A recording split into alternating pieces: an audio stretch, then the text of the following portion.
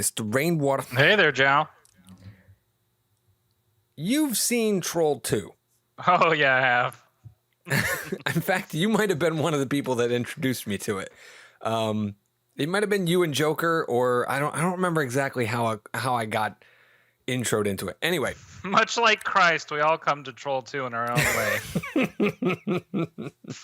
way. So today, in preparation for this evening's podcast, I was doing a little bit of research, and I just wanted to justify my standpoint before we got into it. But in terms of a genre, what would you qualify Troll 2 as? Technically, I think it's going by the director's original vision. Mm-hmm. I would say that it appears to be a horror movie. Mm-hmm. That is correct. What would you say it actually is? Oh, I mean, it's a fucking stoner comedy. Like, I don't even think you need to be stoned to enjoy Troll 2. I mean, I've never been stoned. You don't have to be stoned to enjoy it, but it really enhances it for sure. But it's a comedy. It's for sure. I can imagine. So, before we get too off on that tangent about the Karate Man thing, which I'm sure we'll come back to at some point or another. I'm stoked about this. The point that I was trying to get, which is the overall content of this evening's discussion, which is whether or not all art is propaganda. Now, I had been hot on this because I see this a lot on Twitter from a lot of people, different things. There was one point where a person who made a claim that I didn't even follow. It was one of those instances where people that I followed liked this person's tweet. Oh, yeah. And then it popped up in my feed. That shit sends me up a wall more than anything, and that's the craziest thing is, like, I'll get angry on days for things that I read on Twitter. That's not even people I know. It's just like people I know who know these people. Yeah, it's like, why do I need to know this stuff? Not important. But what were you saying, Jow? That kind of stuff upset me at one point where I reacted hastily and I unfollowed everybody who liked his tweet because it pissed me off because I relate to that so much. Only because I disagree with the sentiment so much because it is an indisputable fact. I don't even see it as a discussion. I don't see there being a way to discuss this because I mean it's a common thing where people will complain nowadays that films are woke or you know what I mean, like just completely woke or whatever, and then someone will inevitably chime in that movies were always commentating on social things. Like people were talking about the war, like how Texas Chainsaw Massacre was like a commentary on the war in Vietnam or like all these kinds of things. My favorite is like how the Star Wars prequels are supposed to be this big, lofty diatribe about capitalism and imperialism. I'm like, are you watching the movies or are you just, what are you doing? Like, no. So the point that I'm getting at by bringing up Troll 2, which is that you can't once, and we've discussed this before on the podcast, once art is released to the public, it is no longer your own. Sure. Like you can no longer control anything that has to do with it because it becomes owned by society. And part of that control that you lose is what it means, what it's intended for, what people perceive from it is completely taken away from you. I've heard people talk about in the past how the best way to go into a movie is cold. Don't see a trailer. Don't ask somebody what a plot thing is. Sit down and just watch the movie blind. And if you do that, whatever your experience is, you are going to pull from your past history, experiences, knowledge, what it may be, and apply that to the situation that's going on. And that will affect your interpretation to it, which is why people get into fights over what movies are actually good or bad or mean or whatever. But constantly. What gets forgotten, I think, often is that people forget that interpretation is their singular subjective experience. It's not it's not some ubiquitously thrown out, oh, I figured out what the author of this text was trying to say. It's like, no, you've had a hallucination, and that hallucination is that you feel like you understand the story. Nobody fucking understands the story other than the person who made it. We're just here for the ride and to give our perspective on it. Basically. Which now let's go ahead and be hypocrites, because Sure. not several hot podcasts ago, episodes, we did several things about thematic premise. Yeah. Where we were talking about what's the artist statement being made in the opening moments of this story. Yeah. And how is it reinforced by what is going on in the rest of the story. The point where we're not hypocrites, though, however, was illustrated further in those podcasts because you, me, Kristen, we discussed different ideas about what we were pulling from a movie, and we discussed it to a point where somebody had to defend their idea. Now, that doesn't mean that, although Kristen is still the reigning champion, it doesn't mean that she was, in fact, right. It just means that you and I were not able to defend our points of view correctly, and she was able to convince us otherwise. But that doesn't mean somebody else can't come in and we could do Inception again and completely ballpark or knock it out of the park where they're beat Kristen. And that's just fucking science. You're always continually rolling the model to kind of go further and see where it goes as you further perfect it, basically. Right.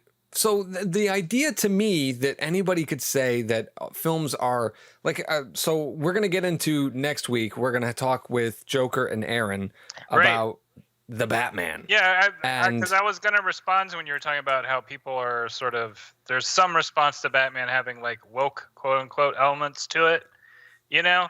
And there was one line of dialogue. If there was even one line of dialogue, like, it was just we'll go on about that next week, but long story short, it was just a good movie.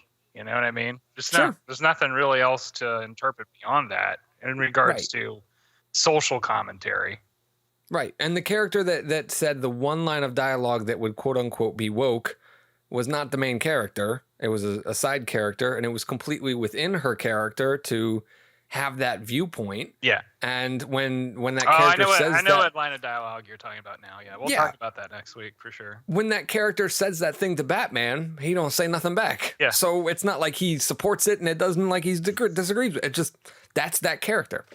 But anyway, so I guess we're really already in agreement then. Do we have to keep discussing it then? Because it's a fact. Their movies are about whatever you perceive them to be.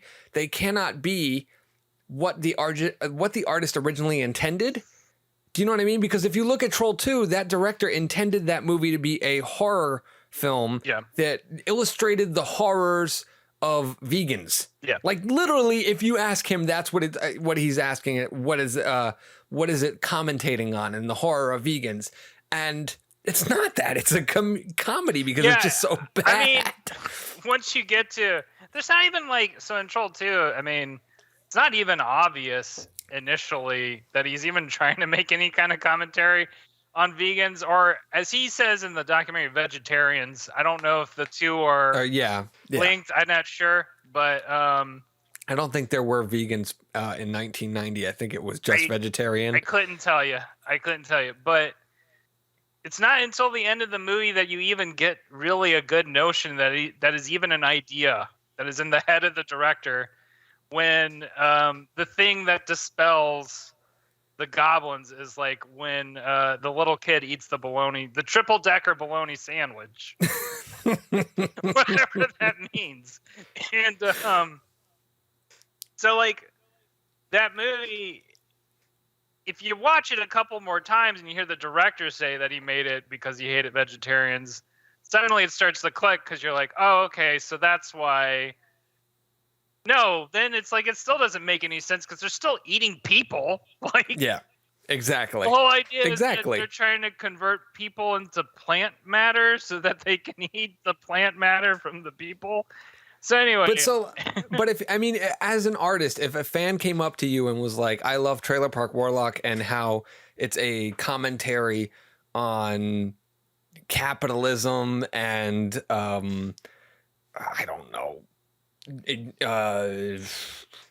Sex, politics, you know what I mean? Like if somebody started talking to you about that, and that wasn't what you had originally intended, what would your response be as the creator? My initial response would be, what elements brought that about for you? You know, To ask questions about it. Okay. Just validate their experience in the sense of, Mhm. I'm not going to call you crazy because you see that. I'm just going to say, what is it that you're responding to? Because clearly you're responding to something that I've drawn or written in here that I may have not intended it like that. Sure. But you're getting this from it. So I'd like to know, you know, because there might be people on a whole other side of the spectrum who see, you know, like some person might see something that's very left aligned, and then another person might see something that's very like right wing aligned.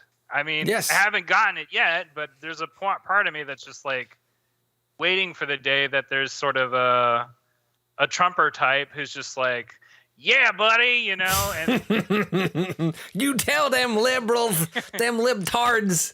But that's the thing is like I tried to write the story to just be very mass appealing and not try and go either particular way. You know, I have particular personal, I don't know, stances or whatever that might pop up here and there, but Sure. I think that's the difference between when somebody says that, you know, they read a story and they get this out of it, or they watch a movie and they get this out of it, they get the, you know, the gender politics stuff or whatever, versus what the author is saying. Usually the author has no fucking clue what they're thinking about when they're making something. Yeah. And even when they have stated themes, they're still like throwing spaghetti at the wall. Like they're still just kind of seeing how all of it will shape as the whole thing comes together.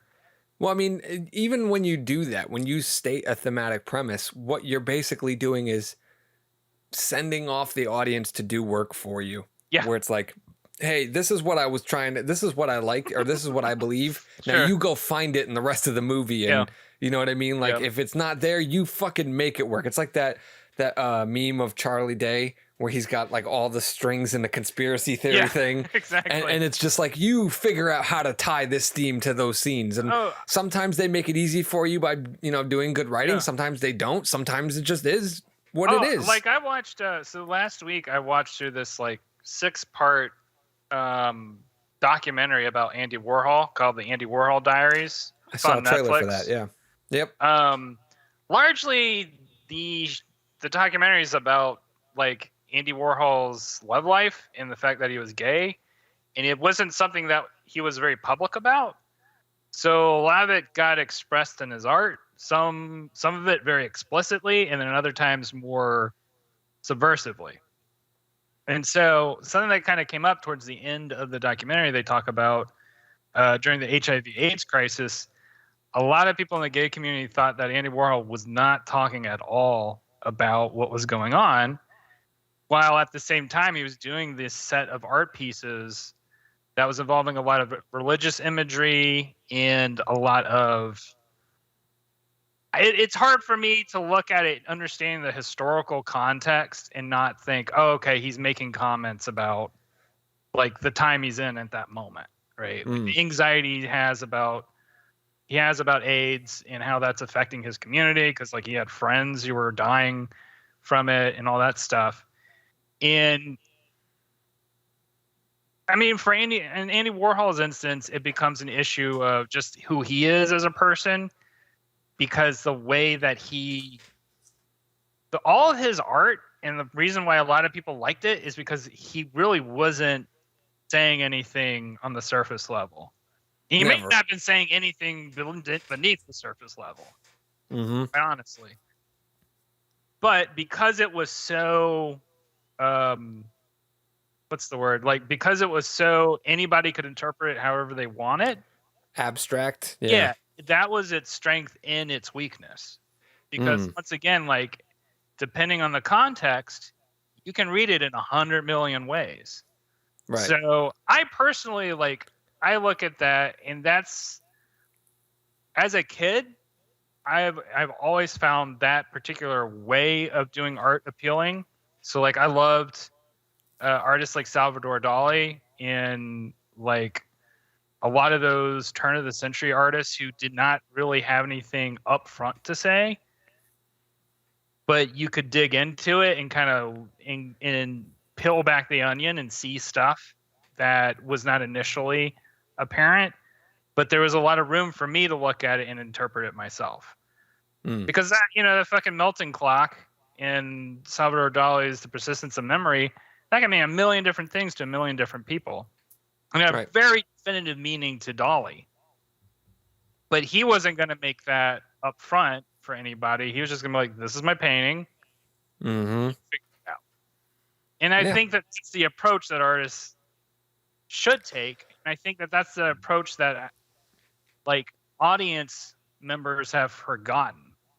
And oftentimes almost behave in a way where they are begging people to tell them exactly what's being thrown in front of them, which is something I just don't. It's a phenomenon that I personally don't understand.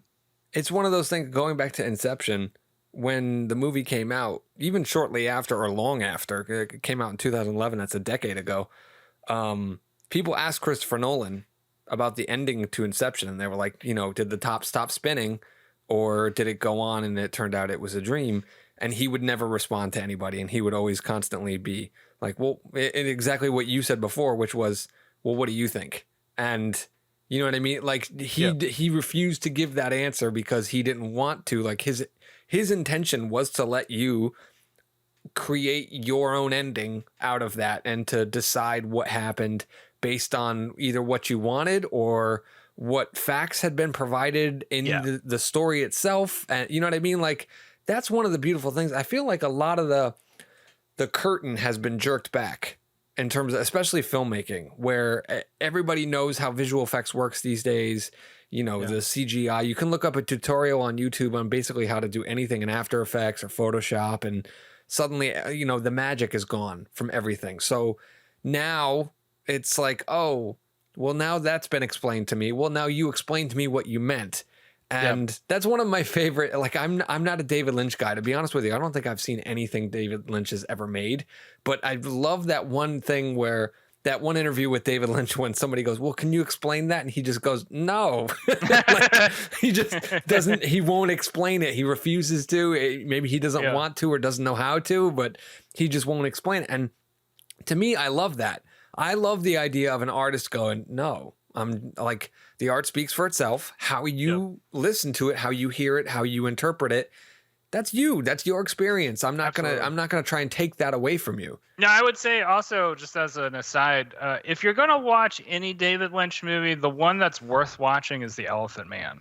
Like that is a front to back a movie that is a solid narrative. Part of it is because Mel Brooks was reining David Lynch in. Like he was keeping him on the straight and narrow, because like there are a lot of different venues where you could see David Lynch like, oh, here's an opportunity to go into the weird art shit. But like, I will say, everybody who comes into art, right, same way that we come into Troll 2 or Christ, we all come into it different ways, right? And I think one of the moments for me when I realized I wanted to be an artist was, I think this was third or fourth grade. I can't remember. I was doing like an art field trip with my school. And so it was a very small gallery. I mean, no bigger than like maybe a living room. So there wasn't that much stuff in there. But there was one piece that dominated the gallery. And it was this doghouse, kind of like shaped like a Snoopy doghouse, but like a yellow roof. And inside the doghouse was a television set. Playing on the television set was the artist, shirtless, eating a pizza.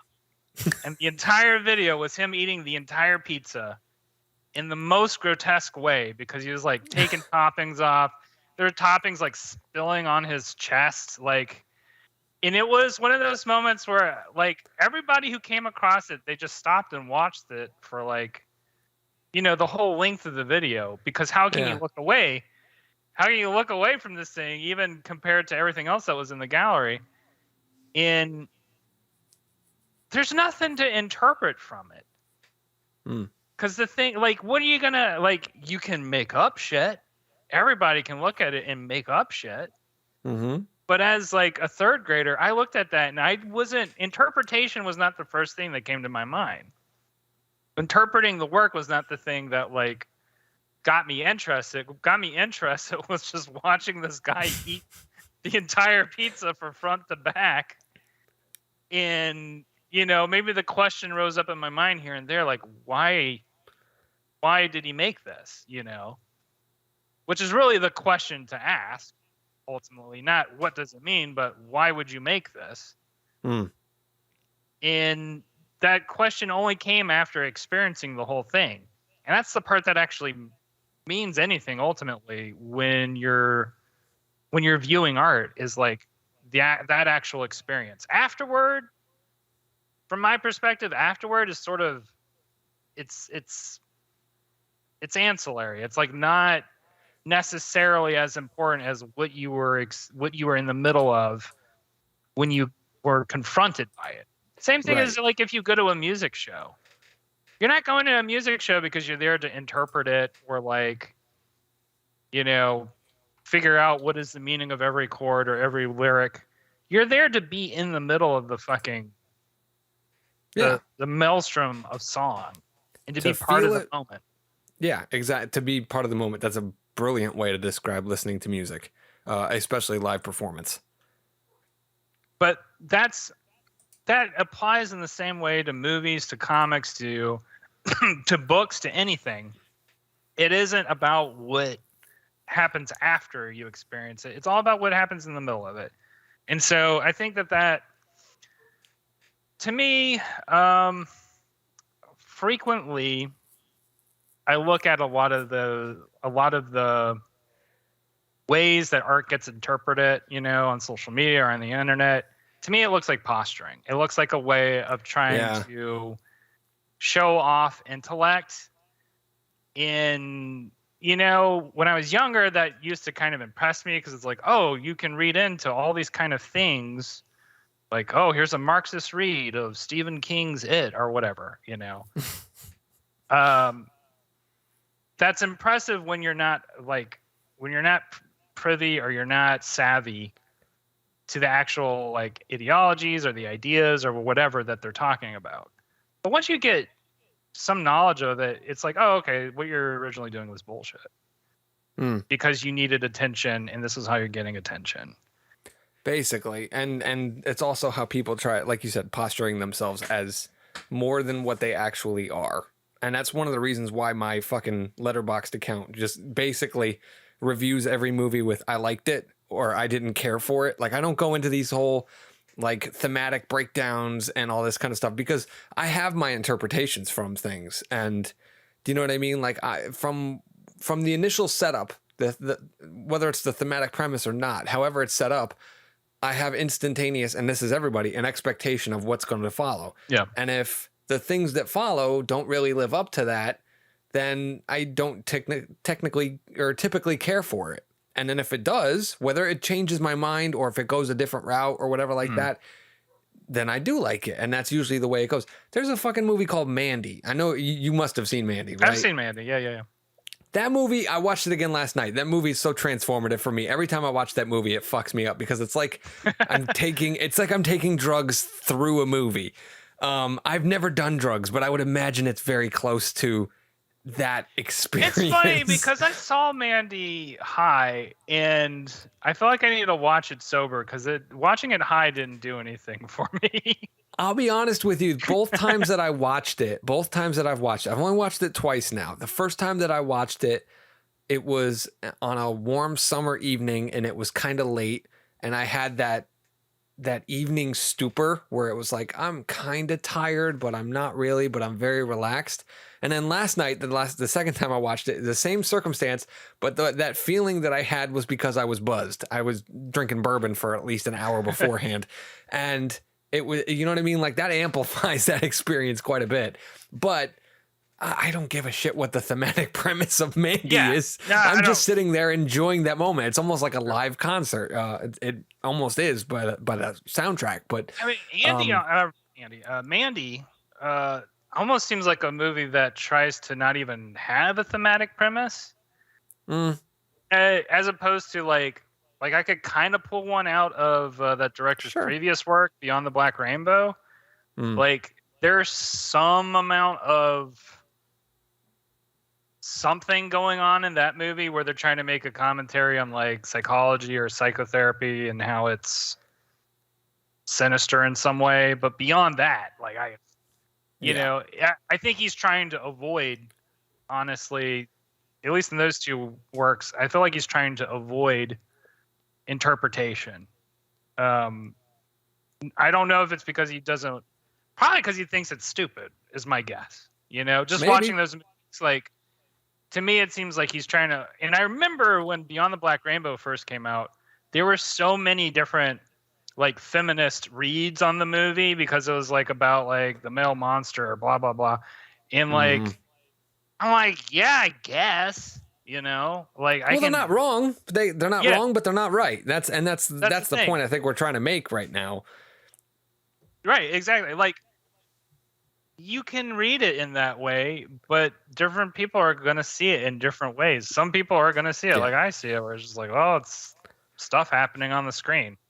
Yeah, and I mean, and that applies to all art because I've like, so I don't know if you ever watched the movie Dear Evan Hansen, but I went and saw the stage play on Broadway, in New York City, a couple years ago before the pandemic because they kept playing radio ads.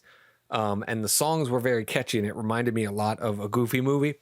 And after doing some research, I found out that the show itself was actually about depression and like battling it and all that kind of stuff. And that really made me want to go see it. When I went and saw the actual show, like I cried for 2 or 3 hours nonstop through the entire show. There was just tears flowing through my eyes, and it was just like, that's how, I mean, you could say that Dear Evan Hansen is not about depression, right? Mm-hmm. I don't see how anybody could, but I mean, they're free to do that. And if they can back it up, props to them. But to me, I watched that and I watched the lead character, and this is the play, not the fucking movie that they botched. And I'm watching that, and I'm watching him do all these quote unquote terrible things. And I'm like, he's in a manic depression state right now. And he's doing these things because he's trying to do this or do that or whatever. And like, as someone who got chronically depressed for quite a while, I understood everything that he was doing and why he was doing it. And it didn't paint him as a monster to me.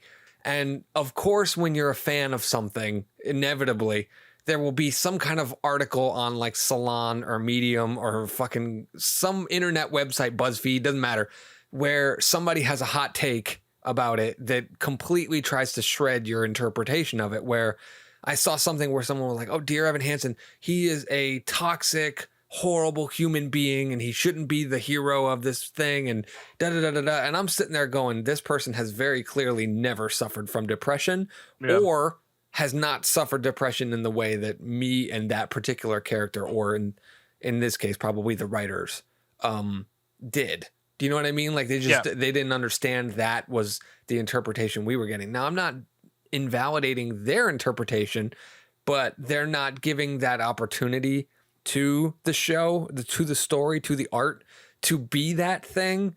And that was one of the things where I really started to open up. I was like, boy, no one knows anything about anything when we watch stuff. Like, and it goes down to like, even when we watch, me and you have discussed Bride of Frankenstein, right? Yeah, right. Two very different opinions about that fucking movie.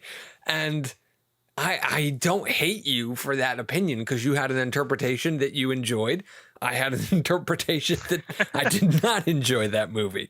And they're both very valid. And so when someone says that something is definitively about something, I take issue with it. I take issue with that's 100% where I've had a lot of issues with current talk, like, I don't know, the current culture of talking about film in stories in general. Is there is that, like what you're saying, it's almost dogmatic the way people talk about it, where it's like, my interpretation is the interpretation because I have all the receipts, I've backed all this up, and it's like, you can have all the receipts in the world, you're not the person who made it, so who gives a fuck? But even if the person who made it says otherwise, are they 100% right for the way that you interpret the film? Interesting question. because that's where I'm coming from. Because I don't give up. I say it like that. I have watched The Newsroom. Okay, is a TV show by Aaron Sorkin. Aaron Sorkin is probably one of the hardcore leftist, Democrat, liberal type figures in Hollywood that you can think of. And the entire movie the entire TV show series over 3 seasons, he's writing for a Republican character. And the Republican character in the entire time is going after the Republican Party for stupid shit that they're doing. Yeah. And the entire time that I'm watching this, the first time that I watched it, I was a little bit more conservative leaning than I am now. These days, I consider myself more of a centrist. I pick and choose where I land on things depending on the context in which they're provided. Yep. But the point was, I was able to look at that and I was able to go, well, the Republican character is right here. He's correct. Yeah. And I know Aaron Sorkin is not writing the Republican character to be correct. And do you know what I mean? He's not intending for that. He's intending for me to disagree with that character in that moment, but I'm not. And just because he says it and he created the character or whatever like that, that doesn't mean that his interpretation that was intended for me was correct, because I was able to go, no, this character is in fact right. And history has proved it, because he wrote The Newsroom in a short futuristic type thing. So like he would write about the Boston Marathon terrorist attack, like a year after it had happened. So he had all the facts and context and stuff like that figured out. But there was things where he would write about like President Obama, and then he would have like things that the Tea Party was like lobbying against Obama. And, he would be like, oh, this is, the Tea Party was wrong about this particular instance, whatever. Whereas it's now 10 plus years later, and you see that some of the things that they said, not all of them, because it's the fucking Tea Party's the Tea Party, but some of the things that they did say, and he painted them to be wrong by, did have some merit. Yeah. Some, not all, like they weren't completely right, but they had some merit to be said. And he painted them as if they were the villain, which is ironic because now in the history of it, if you go back and you examine facts, it actually goes the other way. So it goes against what he was originally intending. So my point is, when you create something, yes, in that moment, it might be true to you as the creator, but as time goes on, it gets applied differently. You know what I mean? Like, it's so interesting to see how, so this is one of the biggest things that they taught us in film history, which was films need to be studied in which the context of when they were created and released. Like they're not commentating on things that are happening now. Yeah. But it doesn't matter, because if you watch something now for the first time, you're going to relate it to something that's happening now, whether you want to or not. Your brain is looking for patterns so that they can tie things together and be like, oh, this is what we need to do. This is what the movie's telling us can solve the problem that we're facing right now. Yeah. So I don't know if I agree with the idea that a creator can come in and tell you whether you're right or wrong. I feel like once it's released, it's whatever the person sitting in the chair watching it has decided it is. And that they're not wrong or right at the same time. It's opinion, man. Like, and that's the thing about it, is that people don't understand. Facts are water boils at 212 degrees Fahrenheit. That's fact, right? The science does not change. But if you look at something, and I asked you, I don't know how good, well, I haven't done this in a while. Do you know what temperature chicken is safe to eat at? No, I don't. I don't factually know. Okay. Most people will tell you 165 degrees. You have to cook chicken to 165 degrees so that all of the bacteria has been killed. However, what they don't tell you is that you can cook chicken to 140 degrees if you hold it at 140 degrees for a time period of, I think, of at least 9 minutes. If you hold it for 9 minutes or longer at 140, it will effectively kill all the bacteria, the same as cooking it to 165, where all of the bacteria will instantly be killed. So someone could tell you, oh, you have to cook chicken to 165, and they think it's a fact, but it's not. You can cook chicken to 140 and it's safe to eat. It's safe to consume because it has killed all the bacteria. Like, those are the difference between opinion and fact, is all about Absolutely. the context in which things are provided. Yeah. So I think that's when it comes to art. So somebody could say, hey, this is a movie. Well, what's a movie? A movie is, 90 minutes to 100 or these days fucking 3 hours if you're sitting through the Batman, but where there's no intermission, and you know what I mean? Like, that's a movie. That's the factual context of a movie. But whether a movie is about one thing or another, not as easy to state definitively as a fact. I mean, I feel like if I don't know. In my opinion, if you're an artist, you're doing the job correctly. If you're setting the sandbox by which people can play with that idea, that is your theme, right? Yeah. And you're not going for or against. You're just putting all of the thoughts out there. You're giving a proper narrative to give a set of events, and then allow the people who really, read the story or see the painting or whatever to come to their own conclusion in regards to it. Because any given topic has a million different perspectives to view it from, to consider it, and to then go through that conversation of basically, like what you were talking about earlier, where you're going, okay, this is where the artist is right, this is where the artist is wrong, this is where, history has proven these ideas incorrect, and here's where history has proven these ideas are more valid than we originally thought. That all. And I think. What were you going to say, Joe? Well, I was just going to say, I think good art does acknowledge that. They present that thematic premise, but you have a main character in which is going to experience all of the other perspectives. And that's and this is something that Joker always used to love to do when we were in college, was to go see a movie. And then he always talked about how he always wanted to just go to a diner afterwards and just sit and talk about it. Because that's what I think a good movie or a good story does, is you want to sit down and everybody's in the same ballpark. Do you know what I mean? But somebody's on first base, somebody's in the outfield, somebody's at home plate, somebody's in the dugout, and we're all shouting at each other, trying to figure out, what exactly we were at here. And I think that discussion gives us an insight into each other better. Do you know what I mean? Where it's like, oh, I understood this character's perspective on that particular topic because this happened to me and this happened like that. And I understood how he felt in that instance. Or, you know what I mean? That's one of the reasons why I have such an issue. Like, I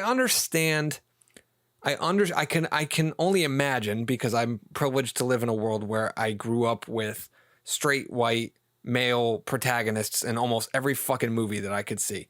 But I do take somewhat of an issue, and I could understand being on the other side of that, where I never saw a female or I never saw a black person, you know what I mean, as the lead. Yeah.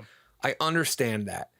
But what I don't understand is people saying they don't see themselves in characters, because there are characters these days who are female, Chinese, doesn't matter what they are. And I see things of myself in them. And I'm always like, well, I see myself in that character. Yeah. It doesn't matter that character has long hair and a vagina or lived off the coast of Ghana. Like, the way that person treats other people, the way they approach problems, the way they, just the way they're thinking about whatever. Like, I identify with that. So I always took issue with that when people were just like, oh, I never saw myself on film. I never saw myself on film until I saw Scream, when I saw Randy. Like that, I had how many countless muscle-bound dudes had I seen shooting things up, and I'd be like, I've never touched a gun in my life. I've never lifted a weight. I don't eat protein bars. I don't get the girl. I'm afraid to talk to girls. I know movies. Like, and that's when I saw myself. So the idea of gender or race or religion or whatever be identifying, like seeing myself on screen, that's foreign to me. So I don't understand how people don't perceive the same thing when it comes to themes, or, you know what I mean? Like, what's being discussed. Why don't people see things like that they identify with in different characters or discussions and stuff like that? So it's so hard for me to understand why people don't understand that movies are interpretative stories, I should say, whether it's a comic book or a play, as I talked about before. I don't know. Do you have any thoughts about why people don't or refuse to, like, you were the one that kind of brought it up about the dogmatic posturing that people do. Do you have a theory as to why people would do that? I mean, it's interesting too, because you were just talking about all the concerns about, like, feeling represented in story, and like, we all grow up watching, like, the first things that we watch generally, especially with kids cartoons, like Sesame Street, fucking giant yellow bird, like Oscar the Grouch, man, that's my yeah, boy. Bugs Bunny, Daffy Duck, like, well, I don't know if kids grow up on that anymore, but that's what I grew up on. Anyway, Well, in Rugrats, I was never Tommy Pickles. Tommy Pickles is the lead character in that, but Tommy Pickles was not the character I identified with. It was Chucky Finster. Yeah. And he's the supporting character. But my point is like, you can relate to any old thing. Yeah. It's about how you write the whatever the protagonist is. Because, I mean, Sausage Party. I mean, I never actually saw that movie. I never did either, but I know what you're getting at. Knowing what it is, it seems pretty easy to be able to identify with even a fucking hot dog if you do it correctly. So, like, it ultimately, what matters is how good is your writing, and how well do you know the audience that you're speaking to. And I think part of that issue is that a lot of stories, maybe in the last decade or so, just haven't been written very well. That's my interpretation of that. Preach. Because nobody's complaining about 90s movies. And 90s movies are full of white men doing white man things. And everybody fucking loves those movies. Like, nobody's fucking bitching about Speed. Because Speed's a goddamn good movie that has very easily relatable, like, themes. Sure. Even with, an actor like Keanu Reeves, who, quite frankly, kind of struggles in certain movies. But he makes it work. So, like... Yeah. I think that a lot of the friction that exists in current cultural conversation has to do with just, I think the grade of art that's being made just isn't very good. And go ahead. And all I was going to say is, we're seeing the symptom of that and the backsplash of that being projected, and people kind of making all these interpretations about these movies. Because, like, for instance, Midsommar, god-awful movie. Hate it. I hate that movie. I think really? I want it to just disappear forever because I can't stand it. Wow. But the reason why so many people liked it is because there were all these interpretations about, like, colonialism and white supremacy and blah, blah, blah. And, like, none of that makes the movie interesting. None of that makes the movie good. None of that makes the movie enjoyable or scary or anything. It's just like, I personally felt like I was sitting through, like, I don't remember how long that movie was, like an hour and a half or 2 hours or whatever. I was just having my teeth pulled because it was just not, wow. It was just not very well done. None of the characters were relatable to me. Like, okay, it was well shot. It was well shot. It was well directed in that sense, but it just wasn't interesting. It wasn't compelling, and it wasn't, like, grabbing me. You know what I mean? Like, I shouldn't just fully shit on every aspect of that movie. I just think it was a stupid script, and I didn't think that it was well done. And if whatever the director was trying to go for, I didn't get it. Like, I wasn't there for the memo. And that was, like, one of those, when we were talking about elevated horror, that was one of those, like, oh, this is like an elevated horror thing, and I'm just, like, not getting it or whatever. And it's like, I don't care if I don't get it. You still didn't get me at all. Like, you didn't get my interest. So, like, okay, that's fair. In comparison, like a movie like Mandy that is more open in its interpretation and more, like, kind of, you're just there for the ride. And I was kind of thinking about this last night. Granted, I had a couple of bourbons in me at the time, but I was thinking about it. I'm like, boy, this is just a really simplistic batshit story. Like, it's very simple. And I was starting to think about this, and I'm like, well, if your fucking story is simple, your style needs to be gripping. Like that's the trade-off. If you have a very simplistic thing going on, the style needs to hook and hold you the whole time. So you look at other things like something like the horror movie Halloween, 1978, not the remake one, the requel. That movie is loaded with unintentional atmosphere. The 70s, because it kind of became a period piece because of the fact that it's lived on for so long, that it's like a 70s period piece that's dripping with Halloween atmosphere. But in actuality, they just didn't have a lot of lights, and you know what I mean? Like, and they had a couple of pumpkins, and that was their set design. Like, they were just making like a B movie, and that was it. And it's gone on, and people have interpreted it as that style over a very simple, very story. You look at something like Mandy, very simple story, dripping with style. Like, there's no doubt about it.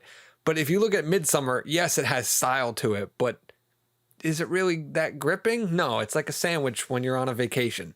Well, you know so I mean? Your like reaction to it, like, did you like Midsommar? Initially, no. It was my reaction was similar to you, and then I saw some people talking about how it was kind of like I don't want to call it a meditation, because I've watched Scream 5 about 12 times this weekend, and that's one of the words that they use when they're describing elevated horror. But it was kind of like a not a snapshot or anything like that, but you know what I'm saying, about grief and how grief affects people.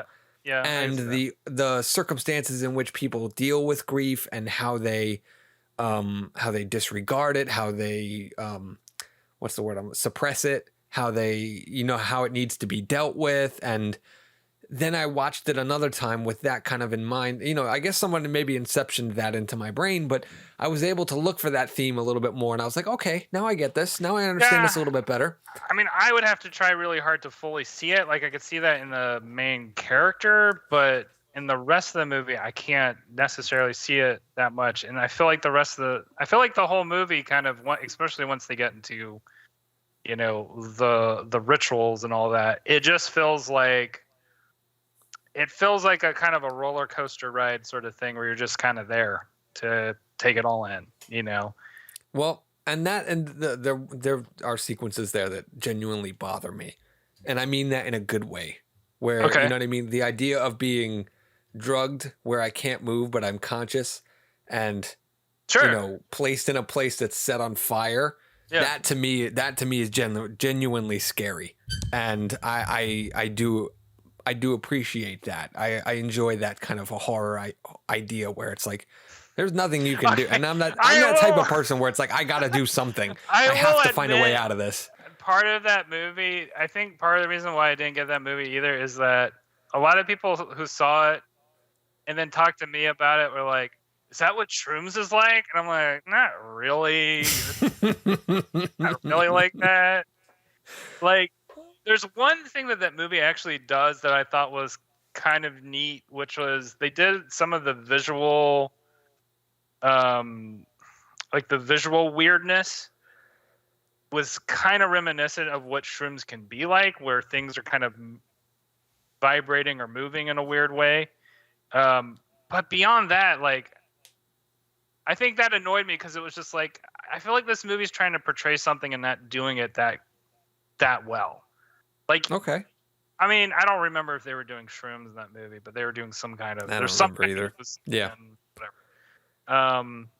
It could just as well be whatever it was in the Batman drops or whatever. Which we'll talk about this next week. I'm annoyed that we never really found out what drops was as a drug, like what the fuck it did. But anyway, moving on from Midsommar, I can get beyond it. I think, like I said, the thing that annoyed me the most was the way that people were trying to elevate it by their interpretations of it, you know? Right. Which is why I hate the idea of elevated horror, because you can pull anything out of anything. Right. And so, you know what I mean? Like, I can pull anything out of fucking Halloween. Like, to me, Halloween 1978 is quote unquote elevated horror, because the thematic premise of that movie to me has and always will be death is coming for us all. Live your life accordingly. Like, stop being a bookish like afraid to ask the guy out to the dance person because eventually death is going to come for you too. And I mean, that's you stated. give me enough time, I can bullshit like Bush era neo-imperialism as found in the text The Phantom Menace. Yeah, no. You know what I mean? You've seen Community, right? Jeff Winger. That he has a speech in the pilot where he's like, I make shit up. That's what I do. I found out at a very young age that if I talk long enough, I can make anything right or wrong. So either the truth is relative or I'm God, in which case, booyah. Like that to me was everything. That's everything in the world. That was me as a writer. It's like, and that's my job as a storyteller is I come up with an idea and then I make shit up to justify how it happens, why it happens, where it happens, who it happens to, why they react that way. Like everything is open to interpretation, which is what's scary about like politics these days when you have people throwing around terms like alternative facts and shit like that. But like there is no alternative fact to water boiling at 212 degrees Fahrenheit other than water boils at 100 degrees Celsius. And in which case, you're just saying something in a different words. You're saying the same thing. You can't say that you could say water boils at 215 degrees. It doesn't start boiling at 215 degrees, but it does. Like all this stuff is weird. And that's what part of me as an artist really struggles with in the day-to-day is that I can see all of the interpretations and I see how they can be justified. And that's where I never know where I'm landing on certain things, which is why, like I said before, politically, I consider myself a centrist.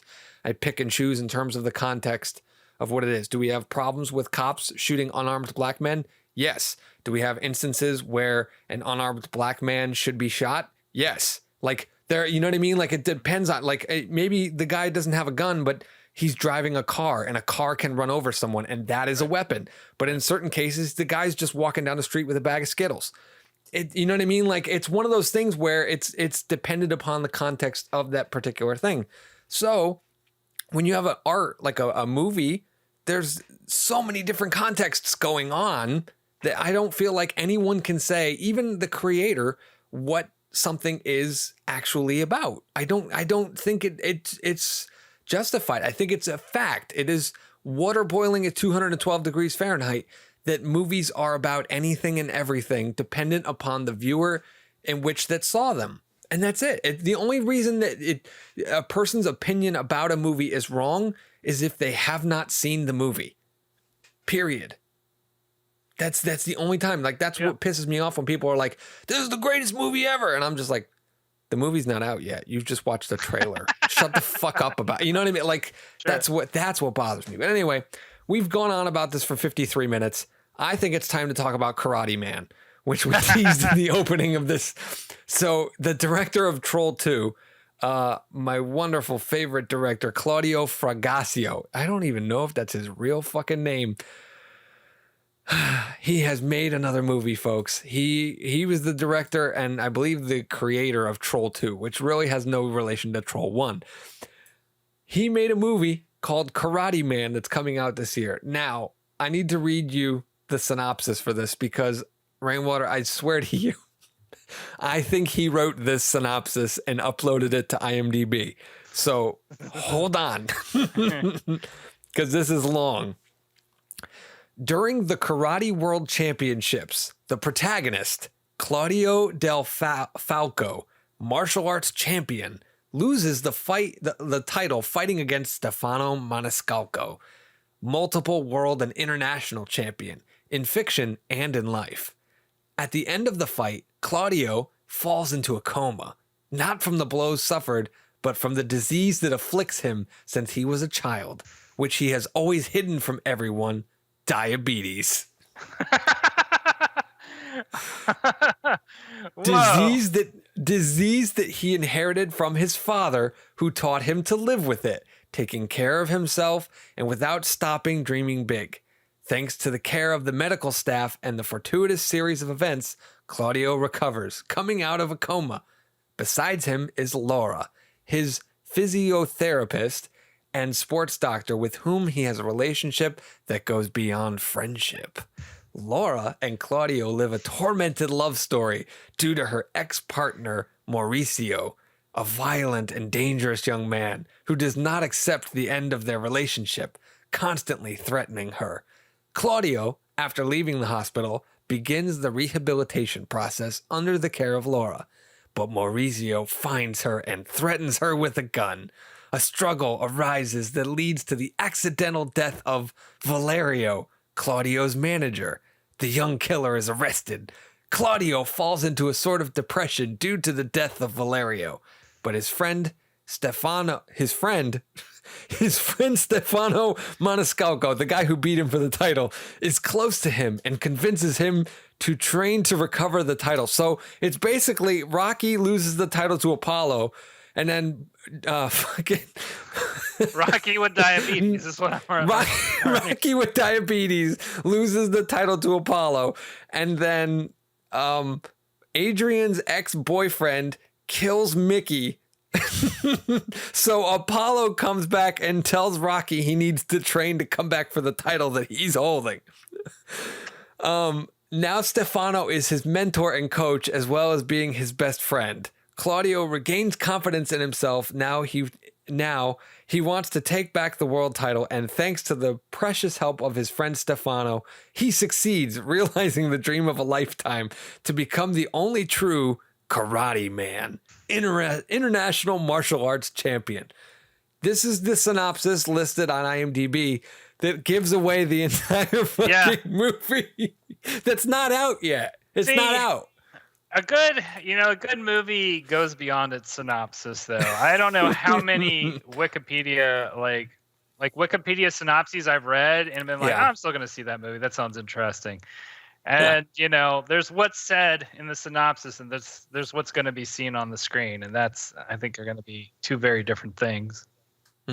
Absolutely. However, but because of who's directing it and who wrote it, I'm absolutely there, because I could read you the synopsis for Troll 2, and I'm sure we would both agree that it's much, much more than what. Let me see what the Troll 2 synopsis is.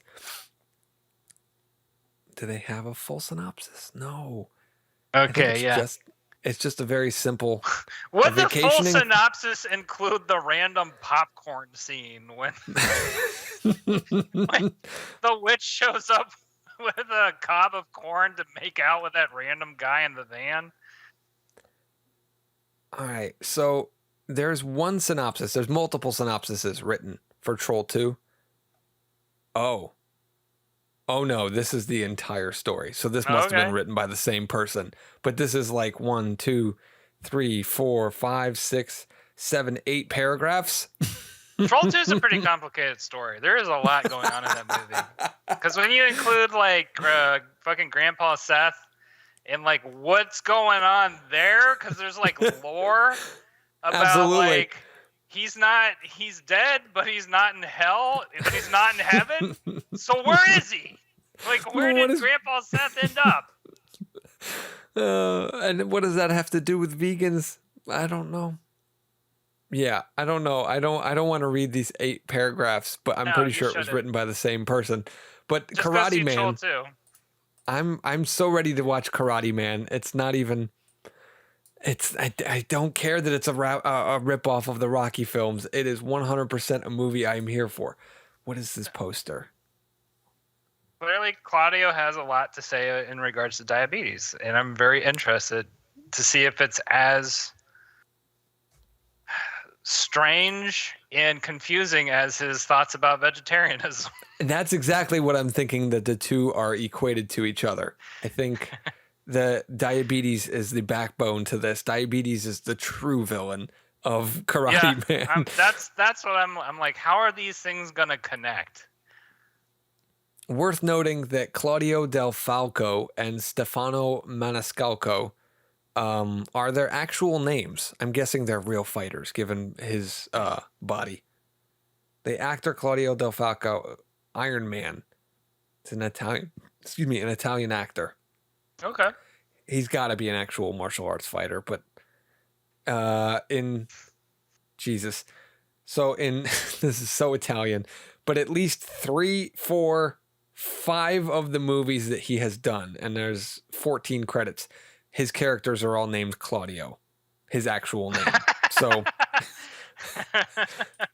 I'm not surprised, but I don't care. I really want to know what diabetes does to a martial artist. So whenever that comes out, we are going to do a special episode where me and Rainwater dive into Karate Man. And I honestly cannot wait for this. And this has become the highlight of my year. Like, if I had known about this before Scream came out, this would have been my number 1 anticipated movie of the year. Over Scream, over Hocus Pocus, over Batman, like Karate Man, numero uno. That's my wheelhouse, man. Martial arts. Yeah, that's a movie for me. I'm buying the 4K Blu-ray the moment it comes out. I'll buy an export if I have to. Anyway, so that looks fun. Mr. Rainwater, do you have any final thoughts on art being interpreted or being political commentary or propaganda? Yeah, I mean, ultimately, just remember that you're one of, let's assume, an infinite number of eyes that are looking at a given work.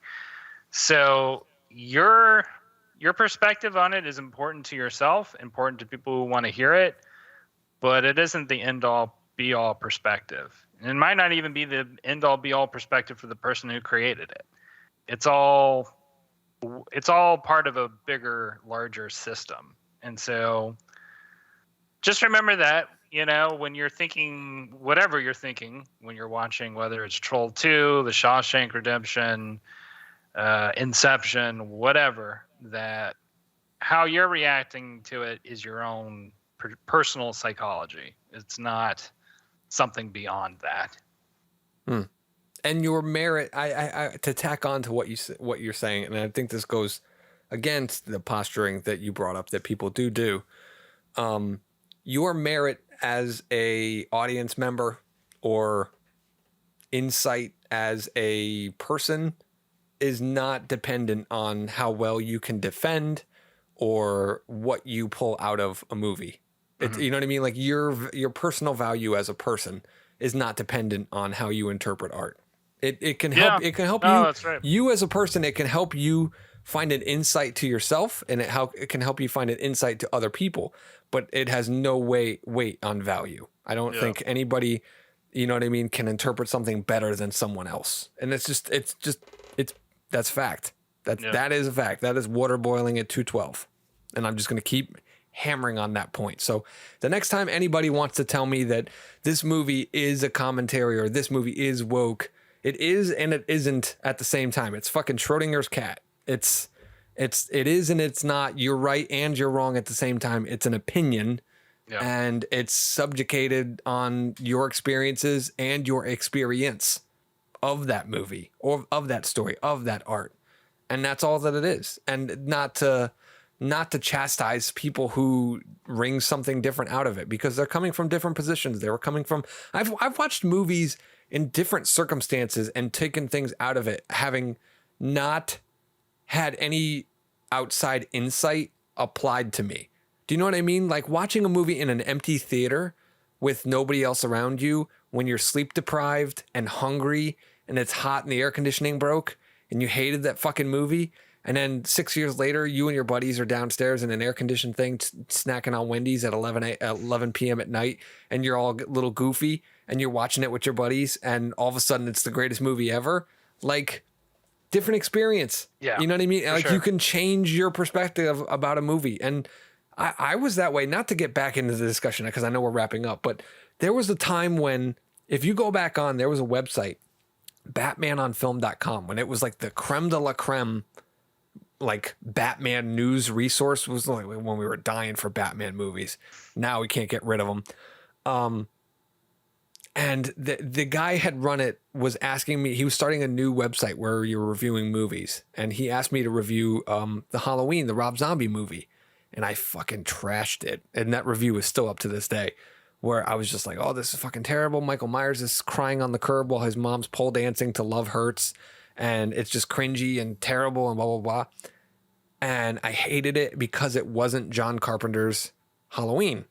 And now I love that fucking movie because it's not John Carpenter's Halloween. because I can still watch John Carpenter's Halloween. Yeah. And it doesn't change. You know what I mean? Like it hasn't taken it out of print. They're going to make Blu-rays and 4Ks of Halloween till the end of time. And now if I want that, it's like choosing between KFC's and Popeyes. I want fried chicken.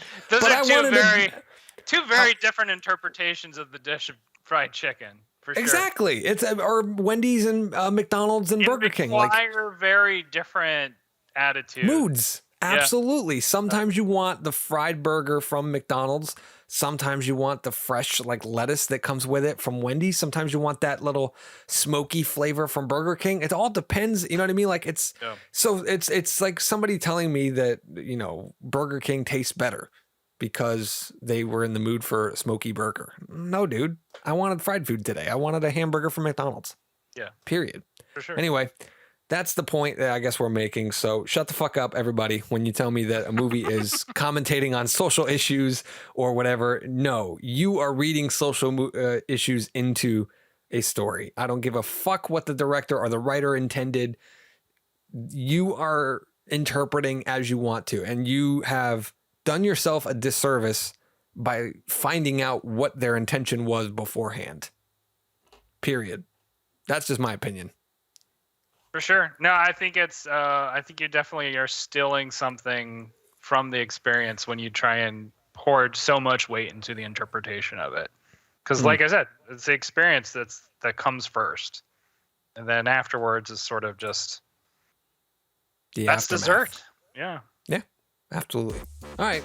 Good night, everybody.